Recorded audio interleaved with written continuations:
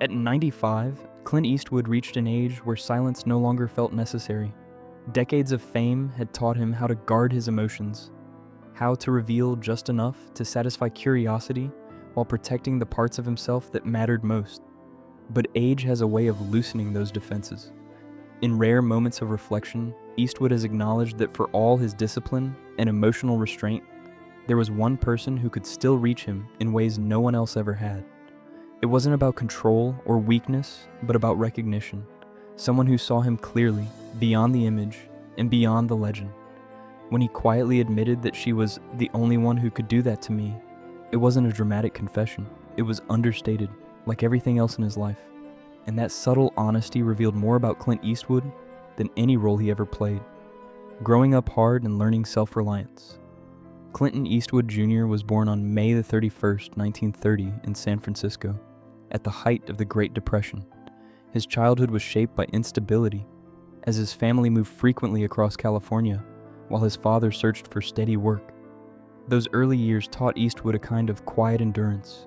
He learned not to expect comfort, not to rely on certainty, and not to complain. Instead, he observed. He adapted. That sense of self-reliance became a defining part of his personality long before it became part of his screen presence.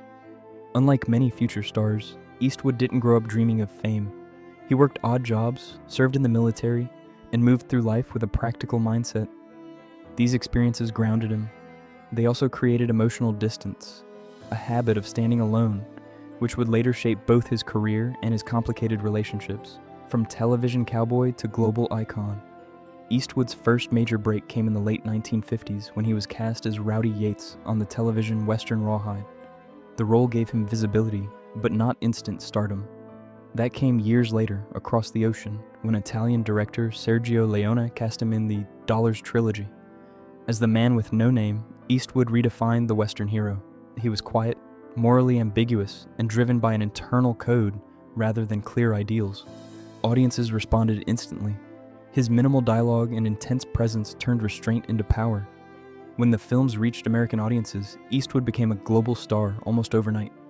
He followed that success in the 1970s with Dirty Harry, another role that challenged audiences and sparked debate. Once again, Eastwood portrayed a man who spoke little but carried immense authority, reinforcing an image that would follow him for the rest of his life. Reinventing himself behind the camera. While the public focused on his tough on-screen personas, Eastwood was quietly building something more lasting behind the camera.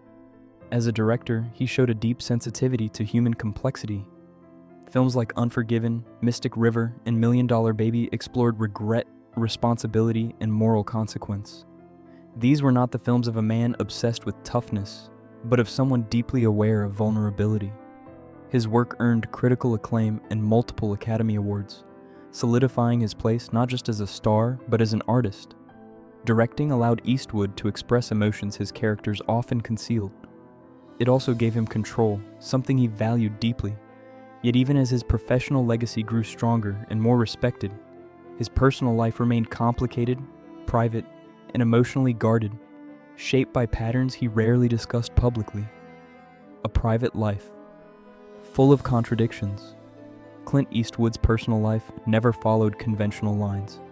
He became known as a romantic enigma, forming long-term relationships without traditional boundaries. He fathered 8 children with multiple women and maintained strong connections with many of them, while still fiercely protecting his privacy. To the public, this reinforced the image of a man who refused to be defined by expectations. To those close to him, it reflected someone who struggled with emotional permanence. Eastwood valued independence above all else, sometimes at the cost of intimacy. Relationships existed in his life, but often on his terms. This pattern made him appear untouchable, even distant. Yet those who knew him well understood that beneath the restraint was a man capable of deep attachment, even if he rarely allowed himself to fully surrender to it. Meeting Sondra Locke and breaking the pattern. Everything shifted in 1975 when Eastwood met actress Sondra Locke on the set of the Outlaw Josey Wales. From the beginning, their connection was different. Locke was not impressed by the myth of Clint Eastwood. She engaged him as an equal, intellectually and creatively. She challenged his decisions, questioned his instincts, and refused to remain in the background. For Eastwood, this was unfamiliar territory. Their relationship lasted more than a decade and extended beyond romance into creative collaboration. They made several films together, shared a home, and built a life that blurred personal and professional boundaries. But intensity came with conflict. Their bond was passionate, productive, and volatile. It was not a relationship built on distance or detachment, but on closeness that demanded emotional presence, something Eastwood had rarely allowed before. The end that changed everything. When Eastwood and Locke's relationship ended in 1989, it did not fade quietly. Legal disputes followed, and communication ceased. The public saw headlines, but what went largely unnoticed was the emotional toll. Years later, Eastwood acknowledged that the breakup affected him deeply. He described feeling emotionally immobilized, not physically broken, but inwardly shaken. For a man known for composure, this admission was striking. Locke had reached parts of him others never accessed. Their separation forced him to confront loss without distraction. Unlike past relationships, this one left an absence that could not be ignored or replaced. He did not speak about it often, but the impact lingered, shaping his later emotional restraint and reinforcing the walls he rebuilt around himself, carrying memory instead of conflict. As time passed, Eastwood stopped focusing on conflict and began holding on to memory. In rare reflections, he spoke not of lawsuits or disagreements, but of moments. Small, human moments when Locke could quiet him with a look or shift his mood without a word. That, he admitted, was what stayed with him. She understood him instinctively. She could challenge him without threatening him and reach him without force. For someone whose life was built on control, that ability was powerful. Eastwood never framed this as regret or longing, but as recognition. Some connections don't define your life forever, but they change how you understand yourself. Locke became part of his inner landscape, not as a wound, but as a reminder that even the most guarded people can be seen completely, if only once. Aging, reflection, and emotional honesty.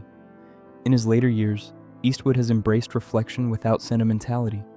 He continues to work, direct, and create, but with a quieter presence. Time has softened his need to explain himself. When he acknowledges the emotional significance of his past, he does so without drama. At 95, he understands that strength is not the absence of feeling, but the ability to live with it. His confession was never meant to rewrite history or assign blame. It was simply an acknowledgement of truth. Some people leave marks that don't fade. Fame didn't break him. Failure didn't define him. What stayed with him was connection, the rare experience of being fully known. That understanding adds depth to the legend, revealing the man beneath the roles, the truth behind the legend. Clint Eastwood's legacy is built on discipline, longevity, and artistic evolution. But behind the awards and iconic characters is a quieter story, one of guarded emotion and rare vulnerability. His acknowledgement that one woman could reach him in ways others could not does not diminish his strength. It humanizes it.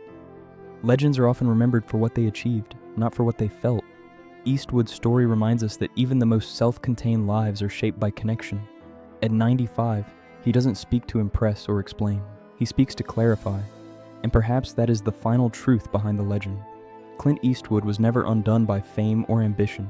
He was changed by the one person who made him feel deeply. And in that truth, he found a kind of peace.